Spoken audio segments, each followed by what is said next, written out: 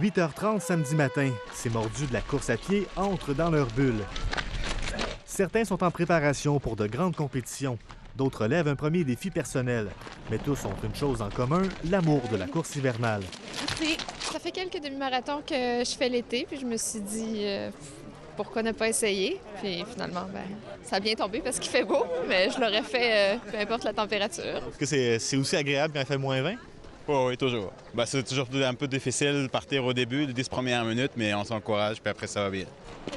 Sébastien Roulier, lui, n'a pas eu besoin de trop d'encouragement.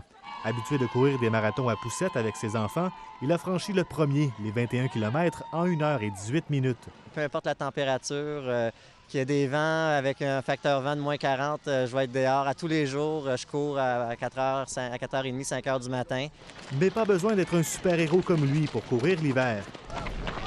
Il suffit d'être bien chaussé, bien vêtu et encore. Des performances des vêtements absolument exceptionnelles. Alors, on peut aller en toute confiance, courir dans le moins 20, moins 25 et puis garder le sourire. En 6 ans, le demi-marathon hypothermique de Montréal est passé d'un peloton de 54 à 900 coureurs. Et l'épreuve affiche complet depuis déjà 2 mois. C'est plus le fun, puis ça aide à apprivoiser un peu quand on n'aime pas l'hiver, comme moi, ça aide à apprivoiser. La course a aussi des vertus thérapeutiques. Antoine Des, Radio-Canada, Montréal.